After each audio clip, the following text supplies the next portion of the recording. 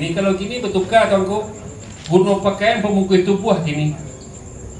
Artinya barang yang dibungkus akan sama bantuannya je pemungkus. Tak bayang bukit je lurahnya, nampak kelok je likunya, jalan mana tajuang yang arahnya. Ikut yang dipakai generasi kita ni.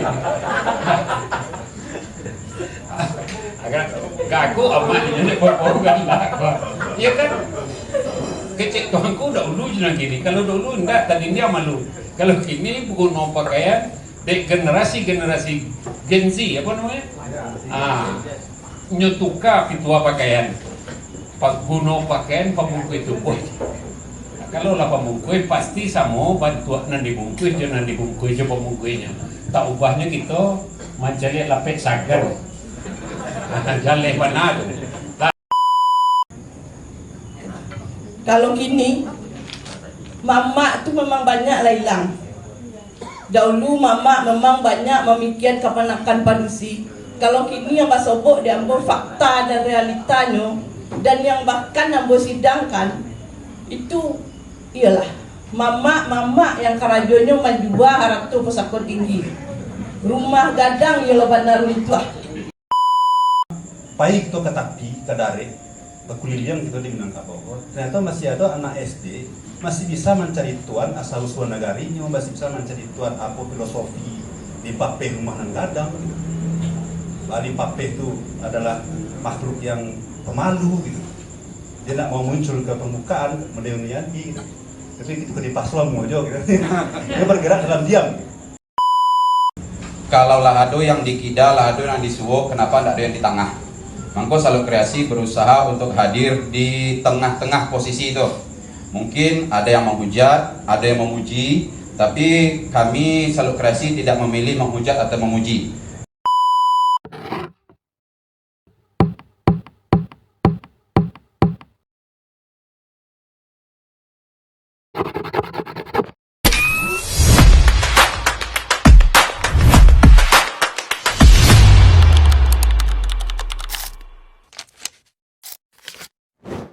Teman-teman Saluk Kreasi ini ingin menghidupkan kembali jenazah-jenazah kebudayaan di Minangkabau.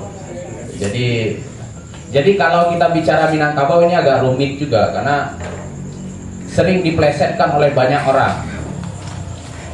Kemarin ada pula yang kurang ajar bikin tulisan Minangkabau. Itu kurang ajar betul menurut saya, itu masa Minangkabau diplesetkan menjadi Minangkabau, tapi ya sudahlah, itu sebagai diskursus saja. Lalu juga kalau ada orang yang pemimpin-pemimpin Minangkabau yang lagi menceracau tentang Minangkabau, nah Minangkabau diplesetkan menjadi Minanggurau. Atau kalau melihat fenomena Minangkabau sekarang, masyarakat kebudayaan Minangkabau yang banyak sekali problem sosial yang ada di sini, angka HIV yang tinggi, LGBT dan lain-lain sebagainya. Lalu orang memplesetkan, oh ini Minang kacau. Jadi terlalu banyak plesetan-plesetan terhadap Minangkabau, padahal kita tahu kebudayaan itu pasti ada perubahan-perubahan di dalam kebudayaan. Nah untuk itu teman-teman Saluk Kreasi mengangkat tema yang bagi saya cukup menarik ya. Mengangkat tema Minangkabau dalam pusaran perubahan. Pada awalnya saya baca hilang N-nya itu, Minangkabau dalam pusara perubahan. Wah ini maksudnya apa nih teman-teman Saluk Kreasi ini? Oh ternyata ada N-nya, Minangkabau dalam pusaran perubahan. Saya pikir menarik apa yang digagas oleh teman-teman Saluk, dan untuk membahas perubahan-perubahan dan bagaimana konteks adat Minangkabau, malam hari ini kita sudah mengundang beberapa narasumber yang sudah hadir. Tentu ada 2 orang yang sudah hadir dan nanti satu lagi menyusul. Yang pertama kita undang dengan hormat beliau yang kita kenal sebagai budayawan Minangkabau. Gara-gara beliau inilah Hayati nggak jadi nikah sama Zainuddin, teman-teman. Jadi nanti kalau teman-teman menyalahkan alur cerita tenggelamnya kapal Van der Wijk, kenapa nggak jadi nikah Zainuddin sama Hayati, itu gara-gara Makati. Kenapa Makati berang-berang ke Hayati? Dianggap cinta itu hanya hayal. Nah, itu kecek Makati di dialog film itu. Jadi kalau teman-teman yang mengikuti film Tenggelamnya kapal Van der Wijk, peran antagonisnya diambil oleh beliau. Untuk itu kita undang Makati, pada Makati disilakan. Tepuk tangan buat Makati.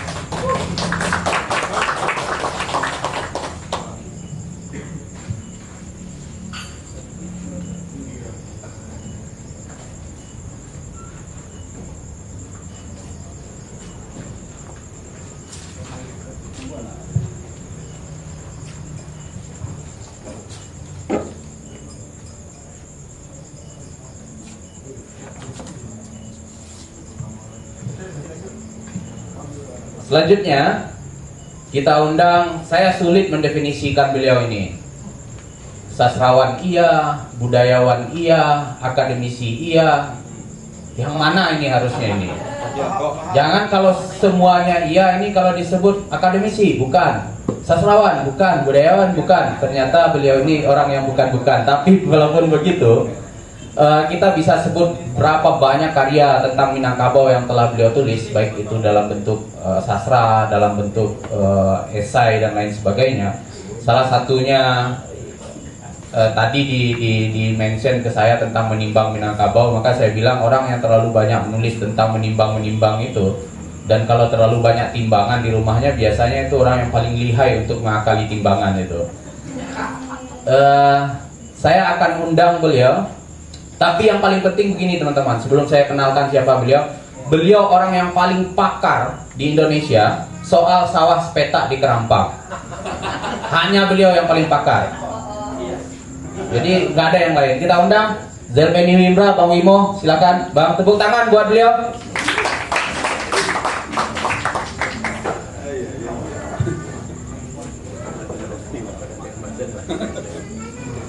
Kesempatan ini penting.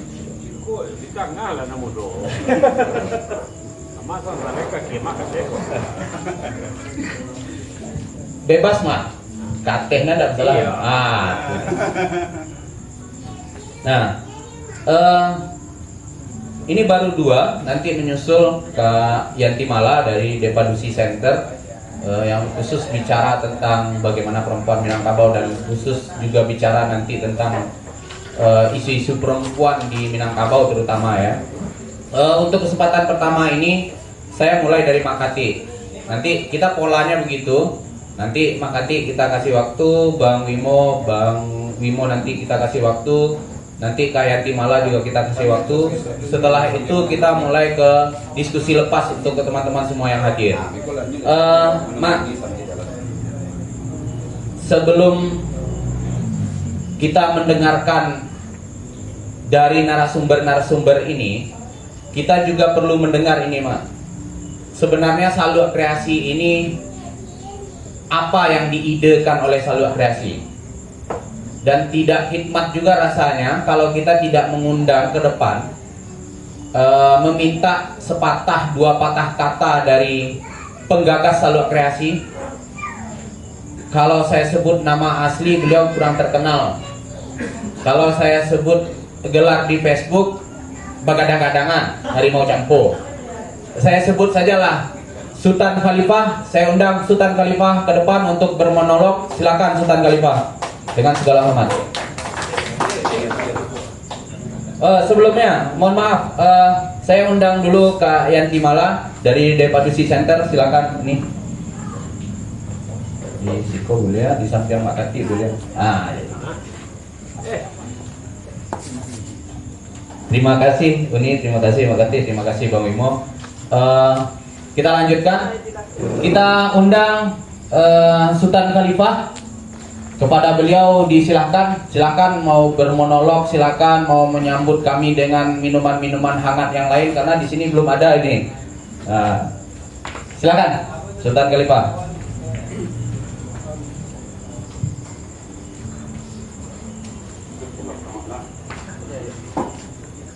Bismillahirrahmanirrahim. Assalamualaikum warahmatullahi wabarakatuh. Terima kasih kehadirannya sadonya. Kebetulan mungkin bahasa memang memakai bahasa Minang atau campur-campur atau Indonesia Raya, biko kok tercilak bacilapur ke biko, minta maaf sebelumnya. Kami dari Saluk sebenarnya perlu menyampaikan beberapa hal. Yang pertama, mungkin tidak lo etis merasa menjadi pahlawan untuk Minangkabau, enggak. Tapi kami berusaha ketika berbicara dengan para senior, kalau lah ada yang di Kida, lah ada yang di Suwo, kenapa enggak ada yang di tengah? Mangko Saluk Kreasi berusaha untuk hadir di tengah-tengah posisi itu. Mungkin ada yang menghujat, ada yang memuji, tapi kami Saluk Kreasi tidak memilih menghujat atau memuji, tapi mencoba menghadirkan Minang dalam tataran yang kemungkinan itu lebih imbang. Jadi tidak lo memihak memuji Minang, Mak, tapi tidak lo menghujatnya secara penuh. Banyak diskusi-diskusi yang kemudian terjadi di Saluk Kreasi, dan ide-ide itu ada yang bentuknya kritikan, ada pula yang bentuknya pujian. Tapi setidaknya kami menegaskan kami bukan pahlawan untuk Minangkabau, tapi kami berusaha tagak di tengah, menyatukan dua sisi atau menyambung dua sisi tersebut. Selanjutnya Singajo pada malamko sebagai wujud dari pergerakan kami buat dalam sebuah tulisan yang judulnya adalah Iko ya maaf sebelumnya agak mengeretik karena lalamu udah tagak di mungko, tapi ambo akan tetap laksanakan. Aku mengeretik berilah.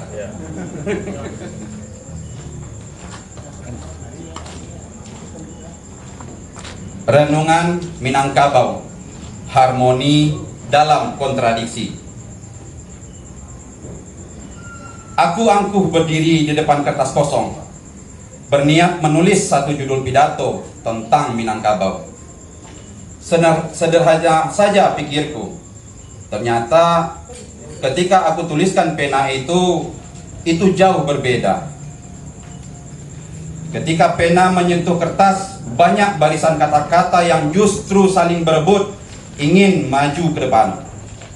Setiap simbol muncul dengan puncak ego, kebanggaan, dan skeptisme mereka masing-masing. Seolah ingin menguji siapa yang paling layak dijadikan wajah tersohor dari tulisan pidatoku ini. Padahal aku hanya ingin menulis satu judul, namun yang hadir adalah parade identitas yang riuh. Rumah Gadang maju pertama dengan angkuh tapi letih. Akulah lambang abadi Minangkabau. Dari ijuk, kayu dan bambu, gojongku menjulang menantang langit. Aku naungi kalian, simpan cerita dan kisah kejayaan. Akulah simbol kemegahan adat, teriaknya Rumah Gadang. Entah apa alasannya, Rangkiang menyela dengan nada getir tapi tajam. Megah iya. Tahukah kamu, generasi muda kini lebih terpukau pada gedung kaca daripada pasak kayumu yang reot dan nyaris lapuk. Gonjongmu tinggal siluet logo wisata, tidak lagi tempat bersitumpu. Kejayaanmu hanya spion kecil yang memantulkan masa lalu. Rumah Gadang membalas dengan amarah, namun tak sangkuit. Tanpaku, siapa yang mengikat rumpun sejarahmu? Akulah fondasi yang membuatmu tetap berdiri kokoh, bahkan ketika zaman berlari. Rangkiang mendesak, suaranya syarat nostalgia. Dengan nada lirih dia berkata, dulu aku saksi pituah, ado dak dimakan, ndak ado baru dimakan. Aku yang bertugas menjaga perut agar tetap kenyang dan menjaga kesadaran untuk saling berbagi bersama. Tapi kini aku dipajang di museum, hanya dijadikan dekorasi di halaman Rumah Gadangmu, tanpa menuliskan dan mengulang ejaan setiap nilaiku. Tapi bukankah nilai itu masih perlu diingat? Dari kejauhan, surau pun ikut berbicara, menyapa dengan suara lembut tapi getir. Kenapa kalian sibuk bicara tubuh dan isi perut saja? Padahal aku dulu penjaga jiwa di ruang lusuhku. Dulu anak nagari mengaji dan mengkaji, bertanya, berdiskusi dan mencari makna hidup dan mematerikan keimanan yang berbuah akhlak. Sekarang ruangku sepi, tertutup ritual tanpa renungan. Tawa anak yang dulu menghiasi kini dianggap kegaduhan. Padahal mereka denyut masa depan. Hentakan tari dari tiap tapak mereka menjadi penghibur lamunan urang gaek dalam menatap masa depan. Ingat, tanpa ruang bagi akal dan budi, semua nilai akan perlahan padam. Belum sempat aku menengahi, gelanggang pun melangkah gagah memusungkan dada. Suaranya menggema bagai genderang perang yang dulu kekar kini meleot lunglai. Jangan lupakan aku. Aku sang penempa manusia sejati yang tidak takut jatuh, terus bangun dan memaknai raso jo pareso. Logika serta pergolakan dalam ketenangan pemikiran. Disinilah keberanian ditempa, bukan untuk kekerasan tapi untuk keteguhan. Meski kini orang lebih sibuk berkompetisi dalam sorak-sorai tanpa makna, bercengkrama tanpa bertegur sapa, rangkiang menimpali menyeringai. Kau sekarang lebih sering dijadikan tontonan, bukan lagi tempaan. Rumah gadang pun ikut mencibir. Kau bicara kekuatan, tapi lupa kedalaman. Sungguh naif jika kau bertengger di barisan judul itu. Surau pun tidak mau diam, dia menegur pelan. Tanpa jiwa, kekuatan hanya menjadi bayang-bayang. Gelanggang tertawa kecil. Kalian sibuk menulis sejarah dan isi, aku sibuk menyiapkan manusia yang berani. Di tengah perdebatan itu, suara ceria meloncat kegirangan dengan kepolosan yang sering terlihat. Tiba-tiba ia melintas ringan. Benar, itulah si Pamenan. Jangan terlalu serius. Di dalam dinamikaku, kecerdasan dan strategi dilatih lewat tawa. Akulah ruang kelincahan akal, spontanitas, dan keberanian berpikir. Tanpa aku, tradisi kalian akan kaku dan kehilangan candariang yang menghapuskan sekat kekakuan yang tidak seharusnya melekat pada kejelian manusia Minang. Aku tersenyum getir melihat perdebatan itu. Mereka semua benar dengan dalih dan tiap-tiap mereka, tapi masing-masing sibuk untuk membela diri. Mungkin lupa bahwa sebenarnya mereka hanya dibuai keegoan semata. Mungkin makna sejati tidak hanya berada pada satu simbol, melainkan ada proses yang menyatukan mereka semua. Dan saat itu juga aroma lembut namun kuat mulai merambat ke udara, membuyarkan keangkuhanku dalam menilai tingkah semua. Aku tak berteriak, tapi ia tak berteriak, tapi meresap perlahan, menenangkan riuh, rendang, datang tanpa banyak basa-basi. Wahai kalian yang berdebat, kata Randang dengan tegas. Mari renungkan kebodohan ini tanpa ingin menghadirkan rasa sombong. Aku ingin sedikit bercerita hitamnya wajah ini. Aku tidak lahir seketika, tapi karena waktu yang panjang telah berlalu. Dari gulai yang dulu berlimpah kuah menjadi kalio yang mengental, terus diunyai-unyai hingga akhirnya aku menjadi randang. Harum dan pastinya kalam. Lado yang menggigit, santan yang melembutkan, sarai dan daun limau yang mengikat rasa. Dulu semua pernah berkonflik, saling menantang, bahkan saling meniadakan. tapi dengan kesabaran dan ketekunan, semua menyatu menjadi harmoni yang menggugah alam rasa. Randang menatap mereka satu persatu. Dagyang adalah nenek mama sang penopang adat. Santan adalah cadik pandai yang melembutkan dan menyatukan. Lado adalah alim ulama penggagas penegas keyakinan dan nilai moral. Sementara rempah-rempah lainnya adalah anak nagari yang menyatukan keseluruhan perbedaan. Kami semua belajar dalam panas yang sama, disangai, dibaka, dan justru disitulah kebersatuan diuji.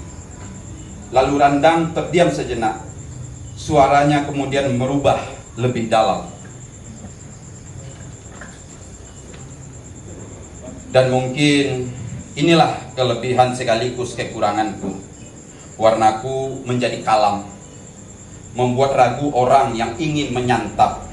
Tanpa mereka mencicipi, mereka akan enggan, bahkan takut. Tapi sebenarnya hitamku bukan kegelapan, melainkan tanpa tanda kedewasaan yang lahir dari waktu dan kesabaran, dari keberanian untuk tidak tergesa-gesa. Warnaku adalah lambang keabadian, sebab hanya yang matang sepenuhnya yang mampu bertahan melintasi zaman. Keheningan menyelimuti semuanya. Rumah Gadang, Rangkiang, Surau, Galanggang, dan Pamenan seolah menunduk, bukan karena kalah, tapi karena mereka menyadari sesuatu. Mereka semualah yang harusnya saling menopang, sandi basandi, dan terus bergerak dalam satu kuali besar kehidupan Minangkabau. Aku memandang mereka dengan rasa haru yang tenang. Setiap simbol punya suara, setiap suara punya nilai, tapi makna sejati hanya lahir dari proses panjang yang menundukkan ego dan menyatukan rasa.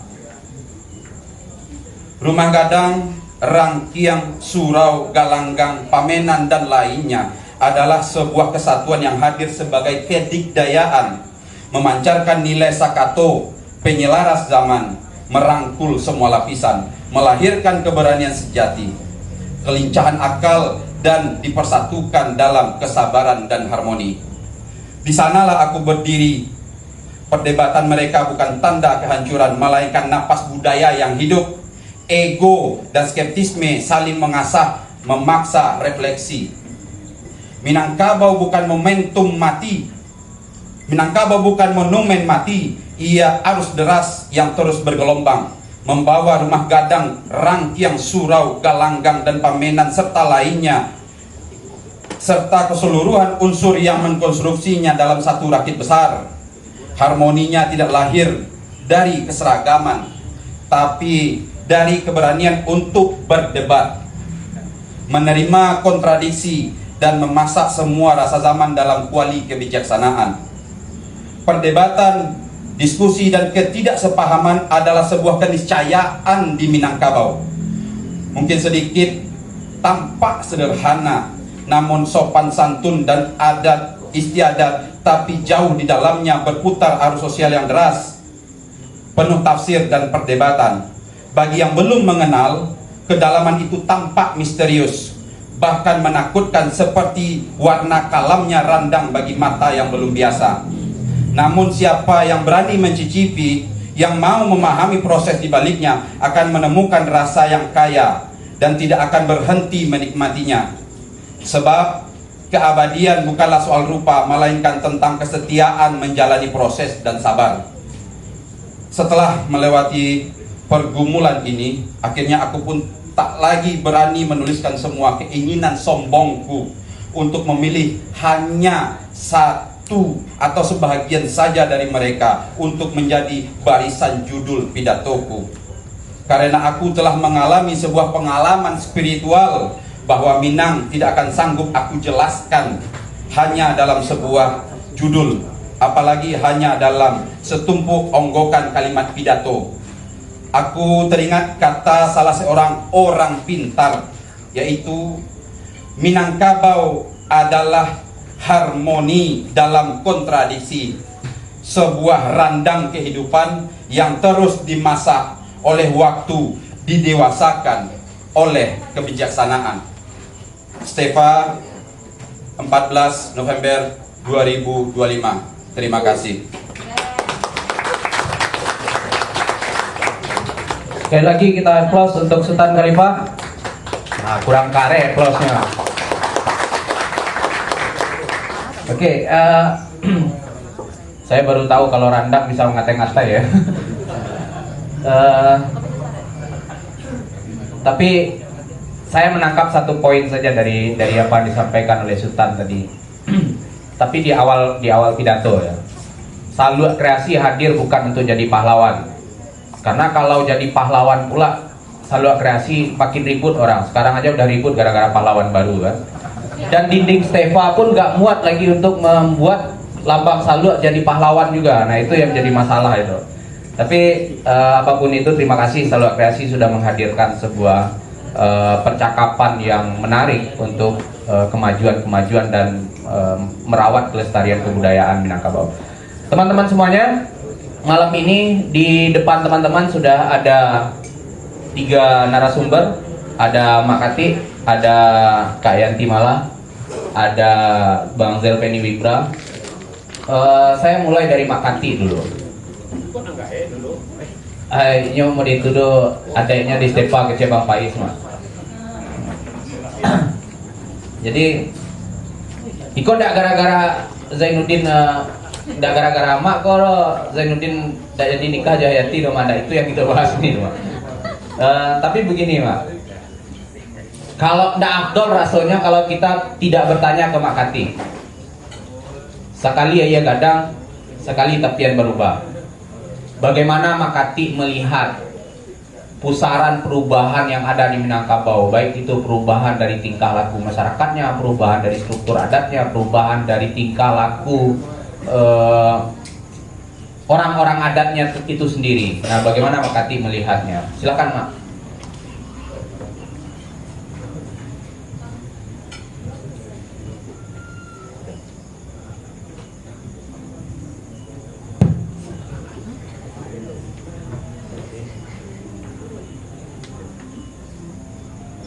Bismillahirrahmanirrahim.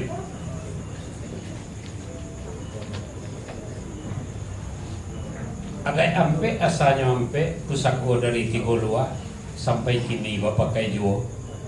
Jo salam rundiang diangke lila aja maaf banyak-banyak pembuka andai jo bicara. Kato pitua bundo kandung. Warih nandari Tigolua bapak kai juo sampai kini. Jo salam rundiang dianjur. Barilah maaf banyak-banyak, sambut salam jo hati suci.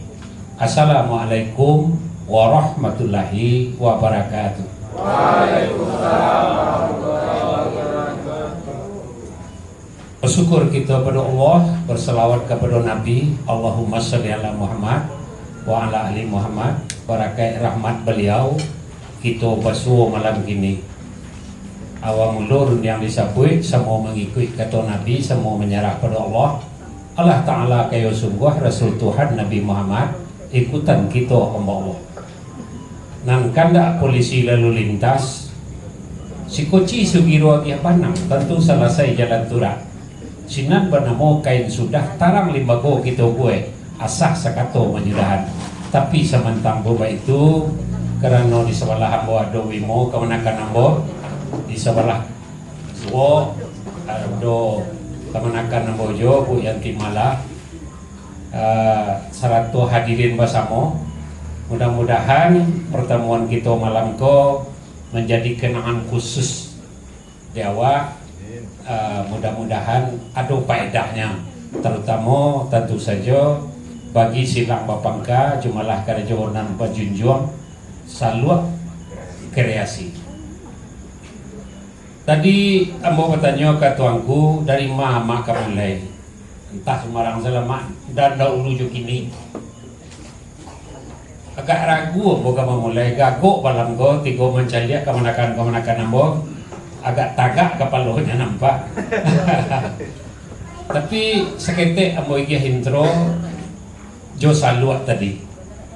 Dalam falsafah hadai takkan nak Saluak pelangai bayangan isi dalam kulit tiuk karui aka menjala tiok katuk budi marangka tampuak le paham tiok lipek salili lingkaran kanyang kabek santuang di kapalo lepa peninjang kampung panjang pendukuang anak kemanakan nan sapayong sapataga di bawah payung di lingkuang cupak manjala masuk nagari kapai tampek batanyo kapulang bakeh babarito kusui nangka menyalasai karuah ka menyanehi hukum adie katonyo bana sapake warih mendirikan sesuai mangkota kanak saukua mangko menjadi. Itu intronya. Kalau ditambah cele rumah gadang itu nan jadi topik pembicaraan Ustaz Beripah. Rumah gadang sandi batu sandi wana mau alu ada atau enggak pernah mau kesandaran atau ijo dinding bauki gonjong nyampe ditambah kilatan bana mau rapuang membacui atau enggak gerau lantai cinano tarali gadiang balaria pupungan burak kata bang paran mengampa ulangi yang pagalik rupu kicino salo menyalo aye perak anjuang batingke alun-alun bakeh menyuring manirawang paranginan putih di sinan ambun puro gagaman kunci na disabui pundo kando dan yang membelok di halaman cara no bancah kasiatnya lumui badi tintiang limo manih saran nalu kemudian pautan kudo walilam namo kasiatnya kamar-kamar namo rumpuinya kamanakan bersama. Kalau awak mencari nan sakete tadi takkan nak seluak perangai bayangan isi pada kulit. Kalau bercerita masuk saizwa idealnya di tongkrongan kita berpakaian gini kulit dengan ado skin kecil nak muda gini itulah apa yang isi hendaknya di dalamnya itu tuntutan budaya kita dari cara berpakaian tak bayang isi makanya bayangan isi pada kulit. Kalau ambo kini ko pakai baju singlet nan agak tabah tagak disimpang ambo bikon lo tapat langgan di atas barangkali tidak makati kecil orang lain kalau kopiah buka. Jadi pakaian menentukan kepribadian, pakaian menentukan intelijensi awak, pakaian menentukan kedalaman ilmu awak. Makanya sering mau mengecek kalau gala pengululah diambil nam pertama pelok tu pelok pakaian dulu jangan basar walepis jangan batar pajapang yo itu banyak nan ambo kaji sabalun-sabalunnya. Jadi guna pakaian dalam adat Minang tamasuk kaji tuangku ampe guna pakaian penutup aurat, guna pakaian pelampok tubuh, guna pakaian pelampok miang, paniniang miang, guna pakaian penutup malu. Kalau guna pakaian pelampok tubuh, barang nan di lampok tidak akan pernah nampak di balik pelampok. Pasti, artinya banyak kain di balik. Sebab supaya atok pelampok rumah, tagak wak ada teatok tidak nampak isi rumah hendaknya. Guna pakaian penindiang miang banyak kain di balik. Supaya tertubuh kota tutup miang tidak masuk. Alun yang lain-lain pada masanya kita urai guna pakai penutup aurat banyak juga kain di balik tertutup aurat kita andaknya di dalam berpakaian. Kalau guna pakaian yang malu jangan hanya tubuh nan tertutup malu mamak jo malu ayah pikirkan juga. Pada satu kali ambo dike contoh dari orang gaya ketika kakak ambo kepai menantang bare ke rumah orang ada orang kematian tak pernah jauh dari rumah. Kakak turun kecik amakmu di belakang, mari kau dulu kemana kau nak kepi mantap hari amak tak bisa baik ke rumah orang tua mangai ko baju nak ndak pasarawa pitulu ikut doh walaupun jibak golai gadang baju lay panjang lengan tapi ndak tapik pasarawa pitulu pai mantap hari ke rumah orang di balik rumah kematian tu madang kau di sinan benar rumahnya ndak malu kau mama kau di sinan mintuo kau do di sinan. Tadi dia malu ayah, tadi dia malu suku, tadi dia malu kaum di anak berpakaian itu idealnya. Kalau gini dan disuruh tuanku dulu jenang gini, kalau gini bertukar tuanku guna pakaian pemukul tubuh gini. Artinya barang yang dibukui akan sama bantuannya je pemukul. Tak bayang bukit jelurahnya nampak kelok jelikunya jalai panah tajuang yang arahnya ikut nak dipakai generasi kita kan gaku amatnya nek berkorban lah. Ya kan kecek tuanku dahulu jangan gini. Kalau dulu enggak, tadi dia malu. Kalau kini guna pakaian dek generasi Gen Z apa namanya? Nyotuka pitua pakaian. Pak guna pakaian pamungkui tubuh. Kalau lah pamungkui pasti sama bantuan nan dibungkui jangan dibungkui coba pamungkuinya. Tak ubahnya kita mencari lapek sagar. Jalan mana tu? Lah, itu saya di Karaman cari tu. Wah, oke sih kena lain sekete. Kemudian ambo tertarik kalau tiok kari akan menyala tu sikap-sikap kita dalam negari. Setiap kari persoalan nang ada di lingkungan kita masing-masing tu menyala ke awak andaknya. Setiap katua budi maraka tak itu loh katua ko semisal nenek sepayang awak sorang maraka itu bisa tidak sudah kalau urai ritua salua jo baju tidak sudah melagi ku 10 hari. Lah Karaman di sini. Rumah gadang itu singkek saya ambil atoknya payung sekaki. Lantainya amparan dua, rumah berpintu 2 lampih, nak lapeh pandang keluar, nak tabuak pandang ke dalam. Apapun karajo kita di rumah gadang, atoknya payung sakaki, artinya apa?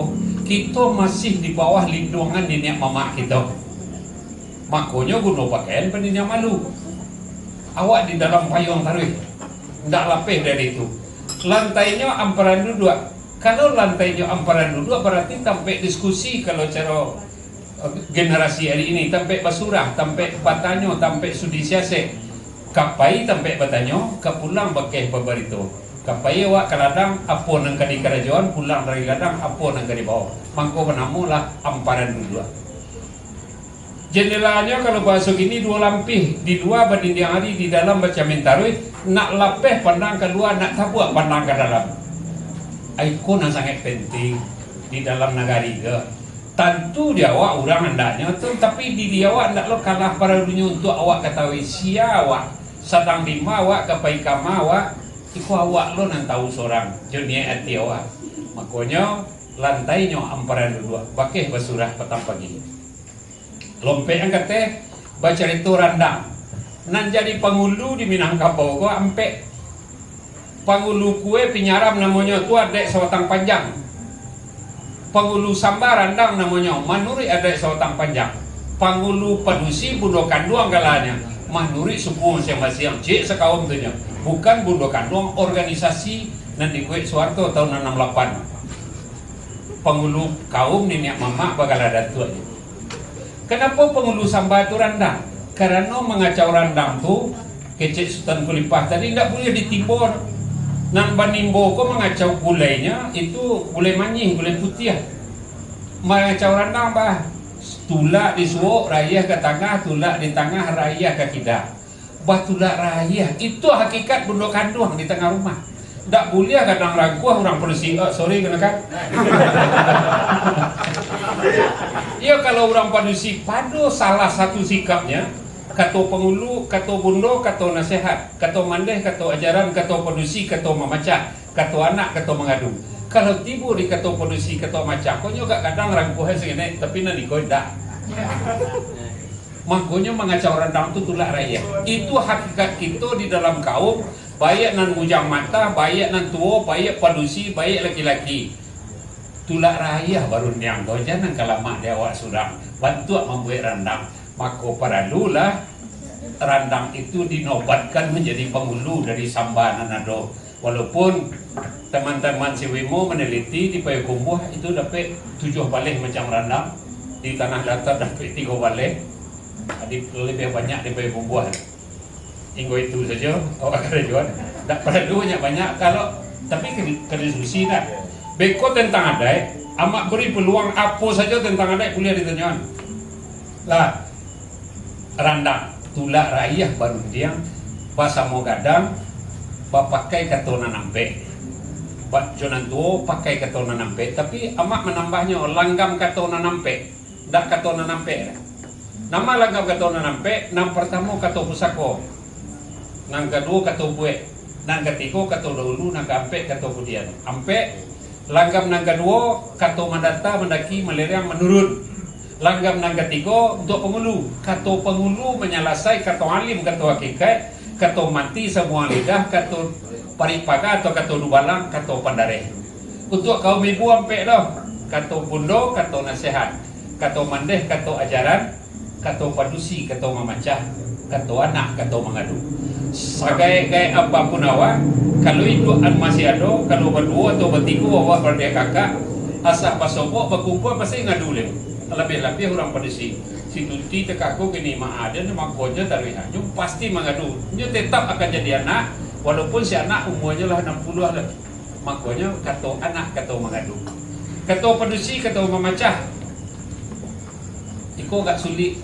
Ambo pernah pasobok badapek banan jauh sekali. Ada orang tukang gajinya 140 di Korau Pagang. Kebetulan ambo tinggal tak jauh dari situ. Gaji 140-an. Saat 60 habis minyak onda rokok sebungkus kopi sekali, kopi setengah. 100 sesio anamari 600 dia kia tapi di 500. Aman negara itu. Teratur tiap hari, tiap minggu. Pada satu kali pulang lagi pukul 5. Ampe lah mulai berhenti kerja pukul 5 tiba di rumah. Main ngong lagi ke kita. Nampak kasih tonggok jo kareke. Nyebininya sekali. Teman nangis apa aja.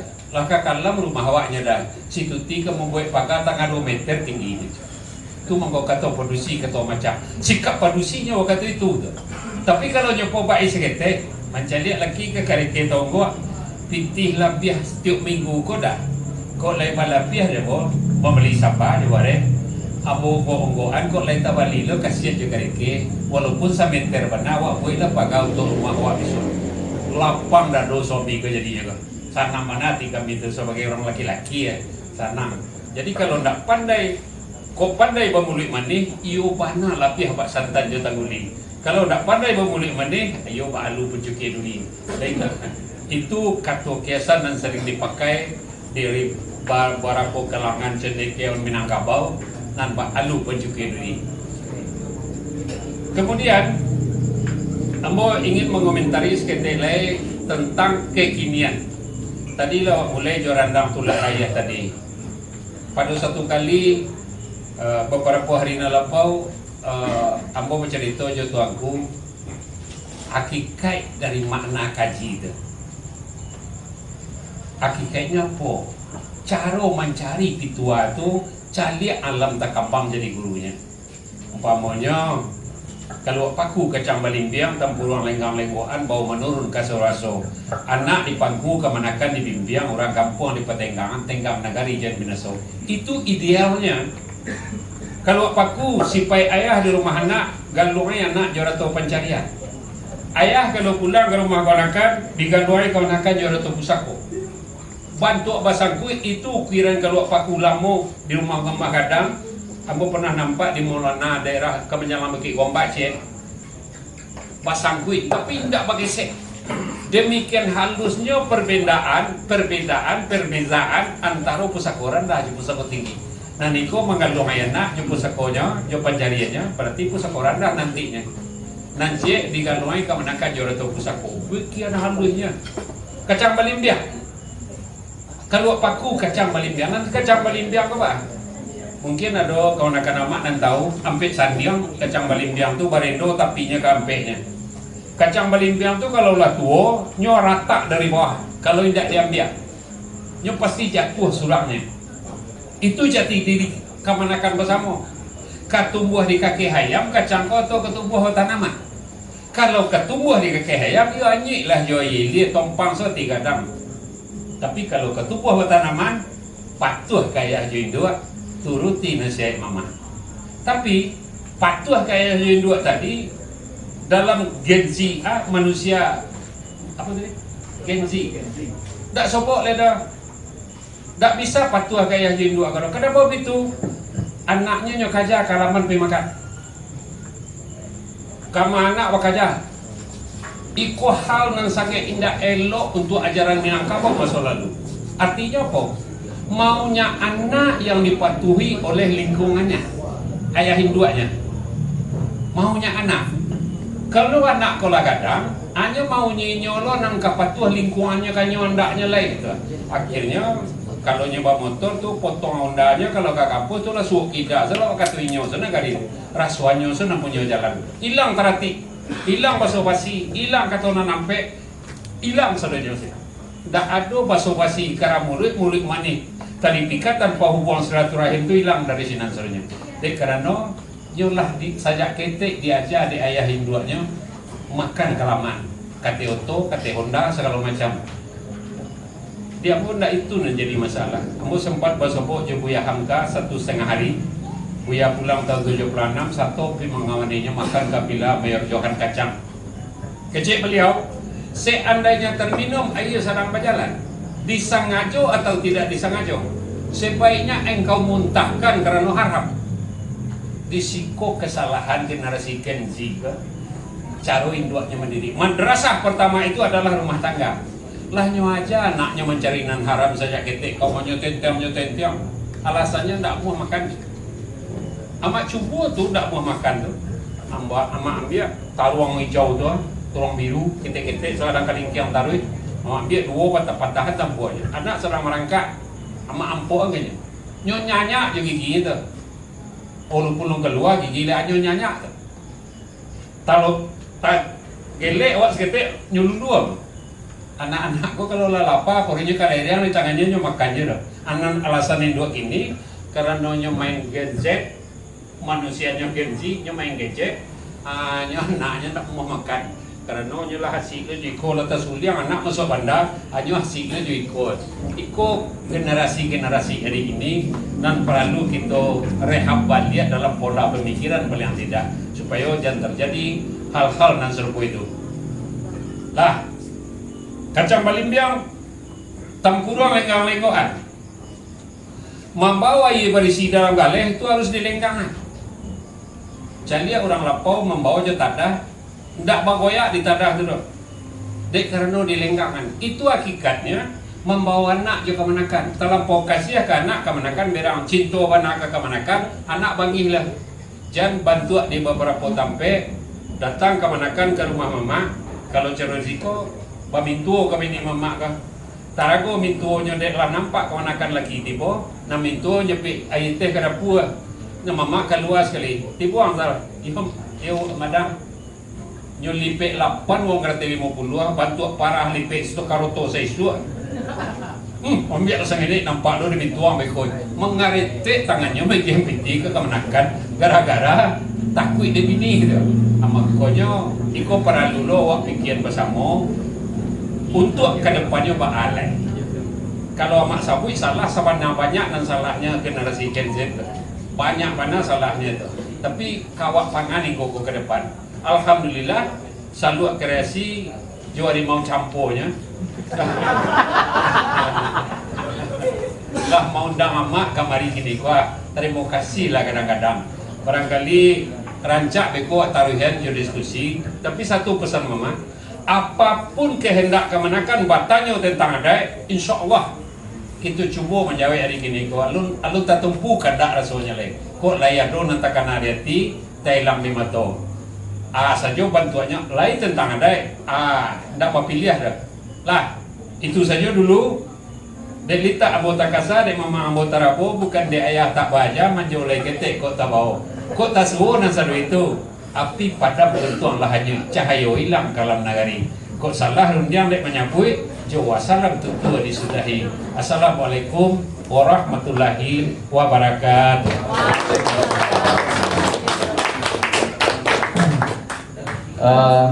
Tentu banyak pertanyaan dari teman-teman yang hadir ya. Di Stepa ada 1.500 orang yang hadir ini. Tadi sudah diberi tantangan oleh Makati. Pokoknya le sekitar adat tanyolah, tapi beko alun gini le. Selanjutnya kita beralih ke Nianti malah. Ini kok kawan-kawan selalu ala tiboro mapon sampah nih. Ini ya. Jadi mereka mengangkat tema Minangkabau dalam pusaran perubahan. Jadi Mbak Uni Nianti Baa Uni Mancaliat Minangkabau melihat Minangkabau proses perubahan terutama pada perempuan Minangkabaunya. Kepada Uni disilahkan.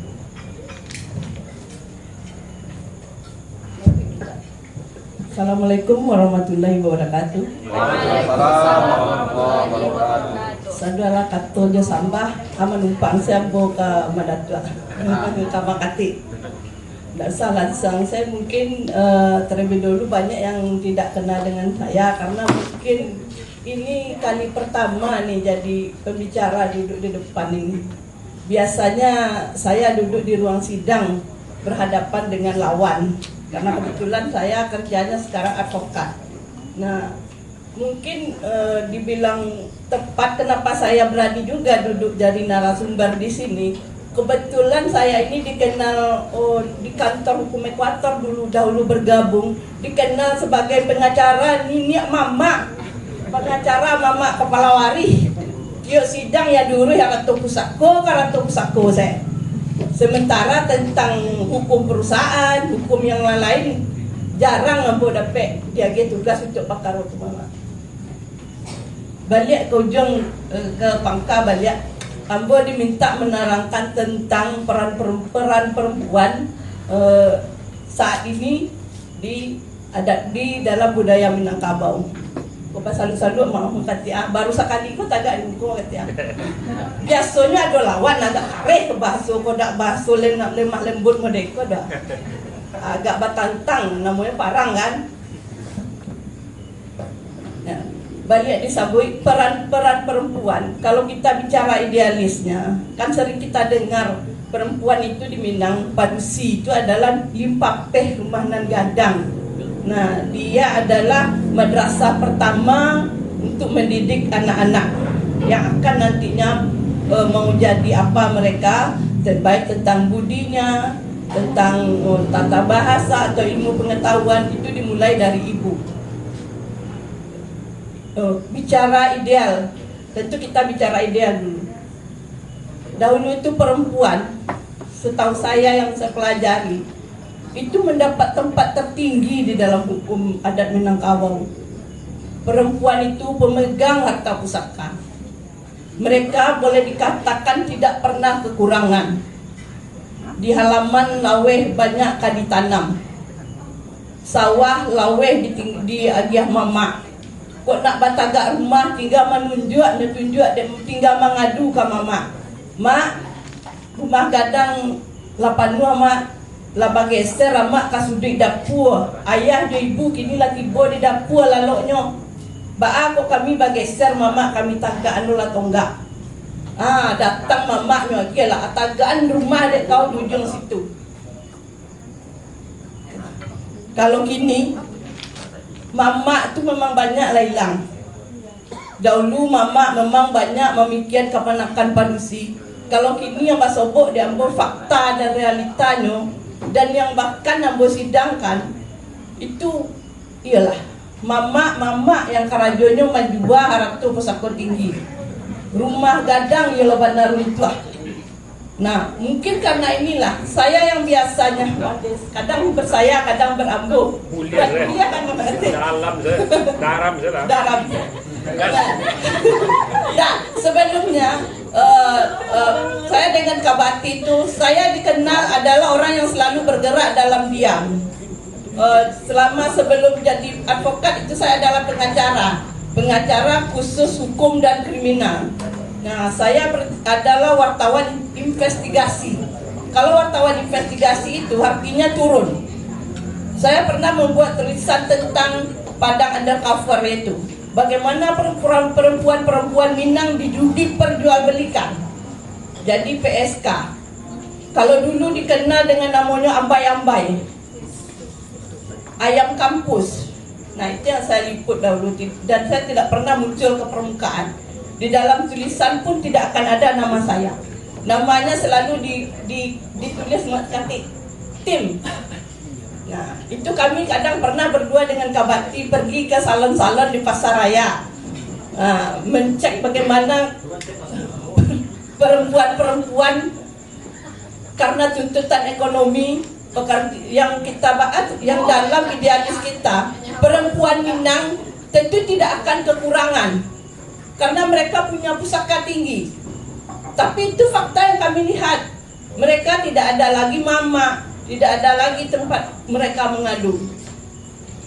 Yang idealis itu sekarang mungkin ke daerah-daerah paling pelosok, mungkin tidak, entah ada HP tanda di sana mungkin. Tapi kalau udah masuk yang namanya handphone, sudah masuk perumahan, itu udah banyak perubahan. Kebetulan basic saya kan hukum, nanti saya jelaskan. Yang merusak tatanan hukum adat Minangkabau ini memang hukum nasional, yaitu keluarnya undang-undang tentang pertanahan, undang-undang agraria, di mana semua tanah harus didaftarkan. Kita tahu tanah di Minangkabau itu sebenarnya tidak ada pemiliknya. Tanah Minangkabau itu adalah milik kaum. Nah, dia menjadi identitas kaum. Nah, tidak ada kaum di Minang kalau dia tidak punya pusako berupa tanah. Jadi ada sako, ada pusako. Gak seketek dia menarang. Ada sako dan ada pusako. Nah, kalau tidak ada lagi pusaka, berarti tidak ada lagi kaum di Minangkabau, berarti tidak ada lagi adat di Minangkabau. Begitulah pergeseran saat ini. Nah, bagaimana kita mau mengharapkan perempuan bisa jadi madrasah seperti di tutor yang diberikan kepada saya, bagaimana perempuan menjadi madrasah di rumahnya. Nah, itulah karena mereka tidak ada dapat tempat lagi. Mereka sekarang memikirkan tempat tinggal, ngontrak. Tidak ada lagi mamaknya menyediakan tanah pusako, mamak sibuk menjual. Karena orang mau buka perumahan, uang. Parahnya lagi, mamak kepala waris ini sering pula, ini yang saya temukan di lapangan di kasus-kasus yang saya tangani. Mama itu berlaku ibarat membalah batuang. Kebetulan dia mamak kepala waris di Jurai A. Mereka satu kaum ini. Nah, pas menjual tanah, Jurai B ditinggalkan. Ranji dipacah. Jurai B tinggal, tidak dapat apa-apa. Kebetulan Jurai B kok dek susah hidup dulu pai merantau. Bakuli. Mendengar tanah dijual dek mamak, baru pulang ke kampung. Barunya cari pengacara, dek apa? Begitunya datang ke mamak kepala warisnya, apa yang ditanya dek mamak? Urang ma kau. Padahal kemanakannya memang tidak cie jurai. Nah, secara berkaum itu di dalam hukum adat, maka itu kontan juga kan kita family. Dalam Minangkabau itu keluarga itu kan bukan keluarga kecil, keluarga besar berkaum. Nah, itu namanya. Nah, itulah yang sering jadi perkara di pengadilan. Nah, dalam hukum adat berkata lagi ke hukum adat, ketika itu diperkarakan, memang yang dihitung hanya perempuan saja. Nah, kalau saya misalnya menggugat suatu perkara, tanah itu dibagi berdasarkan induknya saja. Nah, itu sekarang untuk menanganinya kalau ada kasus seperti itu, biasanya diajukan gugatan pembagian ganggam bontua berdasarkan jurai atau parik masing-masing. Nah, itu biasanya perkaranya. Dan bagi hakim yang paham hukum adat Minangkabau, mereka akan memutuskan membagi harta pusaka tinggi itu. Dan alhamdulillah beberapa perkara itu sampai yang berjuang memang rata-rata perempuan. Karena mereka pas pulang kampung tidak ada lagi tempat berpulang, rumah yang ditinggalkan oleh ibunya pun diruntuhkan oleh mamanya. Dianggaplah gadang di rantau, gak punya rumah, padahal kan hidup orang di rantau itu banyak sandiwara. Pulang kampung ibarat orang kaya, abeko di rantau karajonya antah manggale ada yang jadi pengemis sebagai. Cuman di kampungnya kan tak mungkin menunjukkan kesusahannya. Cuman mama pewaris berlaku tidak adil terhadap mereka. Sekarang kita tentu berbicara kembali tentang perempuan. Perempuan saat ini memang berbeda dengan kondisi yang dihadapi perempuan saat ini tentu sangat berbeda dengan perempuan sebelumnya. Kalau di zaman mungkin di saat saya masih masih SMP masih merasalah bagaimana orang tua mendidik anaknya perempuan itu biasanya dididik untuk pandai memasak, pandai bakar rajo rumah. Walaupun juara awak di sekolah, walaupun tak awak pintar, walaupun awak mahasiswa undangan, tetap dipasoin dua. Kau harus pandai memasak, abehan laki. Nah, gitu. Nah, kalau sekarang, kalau mungkin ada orang tua yang berbicara seperti itu, memangnya laki-laki itu mencari istri atau pembantu? Kalau soal itu mungkin saya pribadi itu memaklumi. Yang tidak bisa saya maklumi yaitu peran istri dalam bekerja sama dengan suaminya dalam mendidik anak. Karena dalam beberapa kasus anak yang saya tangani, itu memang anak-anak itu berlaku kejahatan karena kurang perhatian dari ibunya. Ibunya sibuk mencari uang, beban ekonomi. Perempuan yang sebelumnya adalah tulang rusuk, sekarang sudah banyak yang jadi tulang punggung. Kenapa mereka jadi tulang punggung?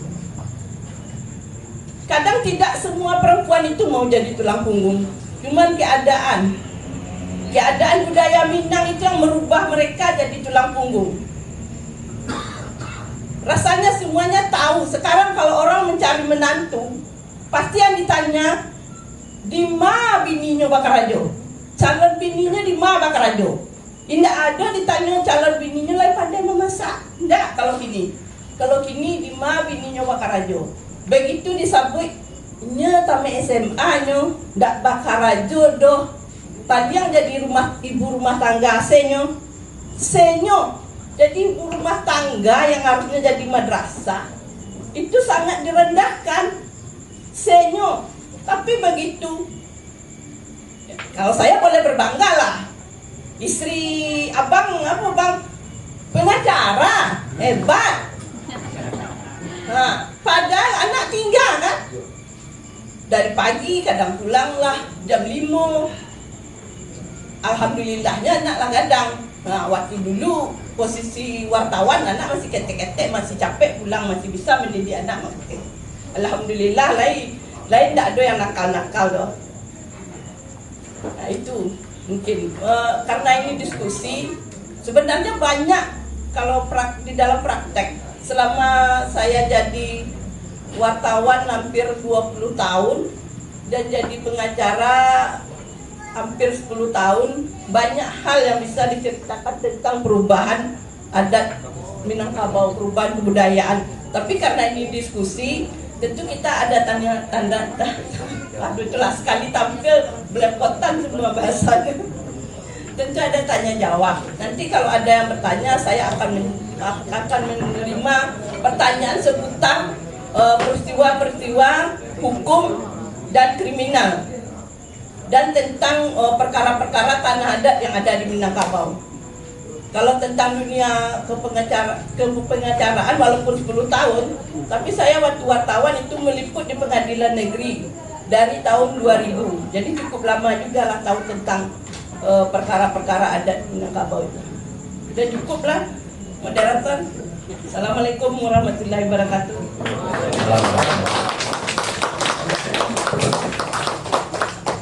Baik, menarik ya apa yang disampaikan oleh saya panggil Uni saja ya nih ya. Menarik apa yang disampaikan oleh Niarti. Mungkin banyak yang tidak tahu ya. Oh, Cuniang. Ya. Izin arahan Kabati Cuniang. Nah.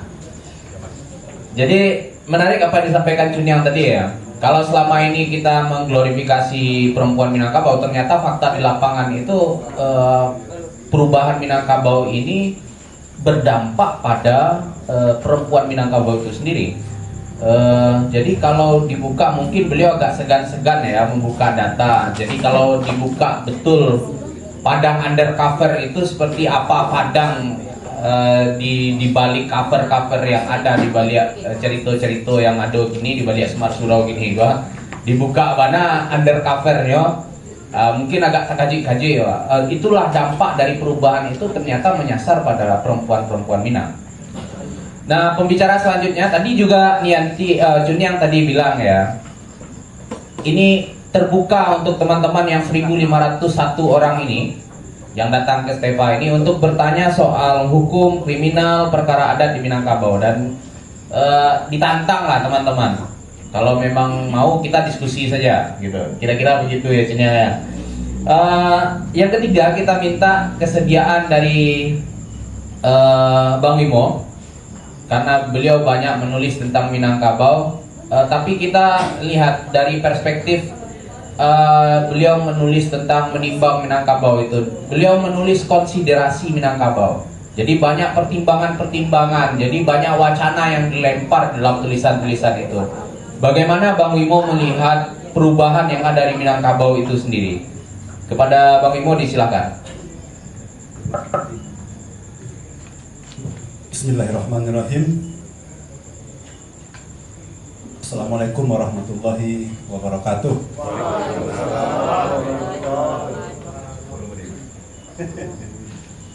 Awal mulurun yang disabui sama menyerah kita kepada Allah, sama mengikuti kata Nabi Allah Ta'ala kayu surga Rasul Tuhan Nabi Muhammad penghulu segala alam. Wahari dan tidak boleh hilang ya alun dan tidak boleh putus iwa pakai jauh sampai kini. Amunan ketek dura mata, amunan halus tahun jaguang, arahan halus tentang pinang. Maka kurang pendapat balun, meninggi badan di bawah tagak, masuk kalu di dalamnya pun, tapi barang mengatakan selalu kreasi badan mengundang. Ayo terpaksa mengecek juga. Dari tor yang dibagikan Salwa kreasi, Ambo diminta jatah menjelaskan bagaimana perubahan Keminangkabauan itu hingga hari ini.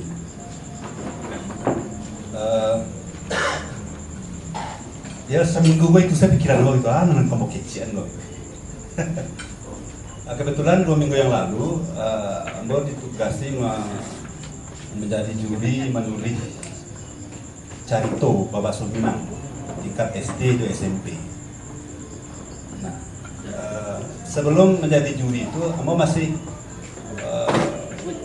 merasa pesimis ya, perubahan Keminangkabauan itu, karena memang modernitas yang diintervensi oleh negara itu sangat kuat, ditambah lo intervensi oleh penafsiran keagamaan.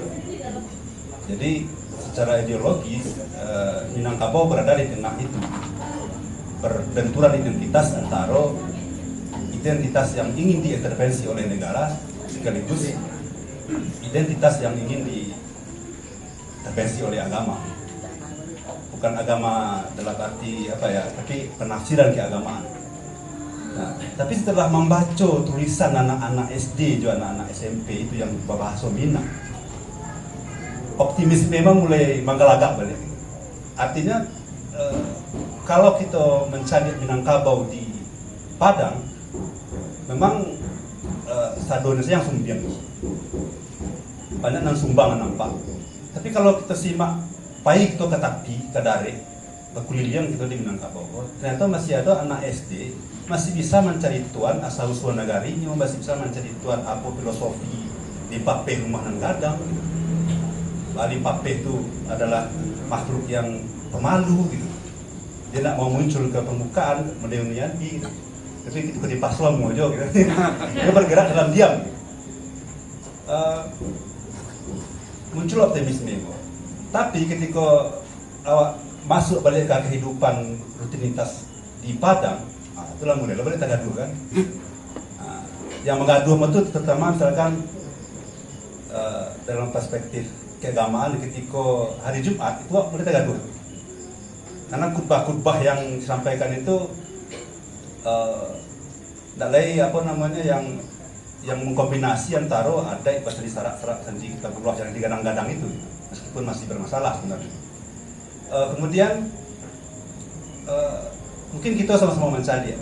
Coba cari jalan di tikungan, itu pasti ada batu di situ. Nah, akulah batu maksudnya enggak.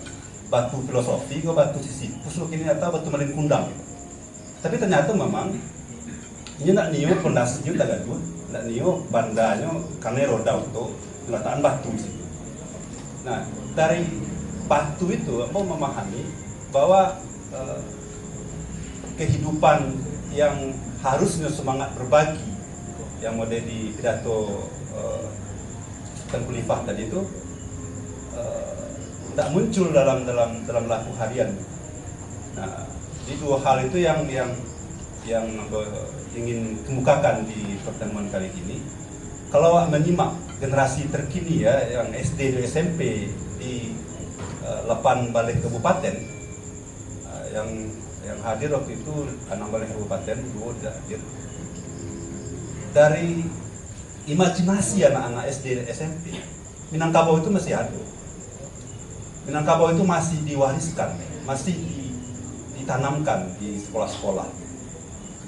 Tentu saja pewarisan di sekolah dan pewarisan di rumah tentu beriringan ya. Harusnya. Tapi bagaimana kalau isu Minangkabau bawa ke masyarakat kota hari ini? Ya agak miris. Tapi kalau apa baca-baca lo cerpen yang membuat tentang Minangkabau ya agak berbeda sedikit dari narasi Unian di teman-teman. Kalau mau kanak-kanak balik sejak dulu ambo memikir Minangkabau. Ambo memikir Minangkabau kok sejak mamamu baca raya bininya. Ketika ambo ketek-ketek, mama pulang ya. Kok pulang mama, mak, nyo tak tujuh bini nyo lagi, tu bakal ya mak. Nah, jadi baca harian lah, sampai di rumah tu, nanggak ke belakang, dekat kandang ayam. Bapak lah tapi lalu di situ.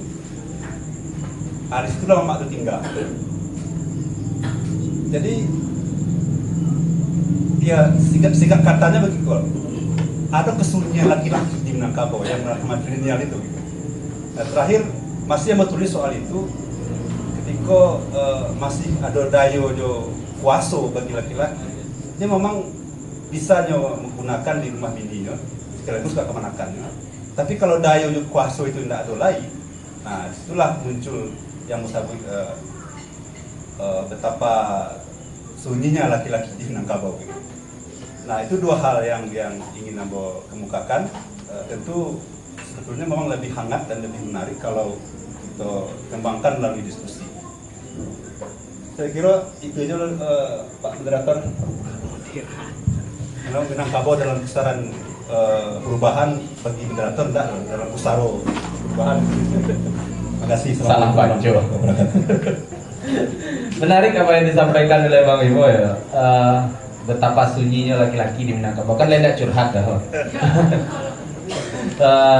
Baik teman-teman, setelah mendengarkan apa yang telah diuraikan sebagai pemantik ya dari 3 narasumber kita ini, saya yakin sudah banyak pertanyaan dari teman-teman. Tapi saya yakin juga malam ini tingkat keminangkabauannya Stefa meningkat 136% malam hari ini, karena sudah dibasuh dengan kata-kata tatah titih adat dari tadi.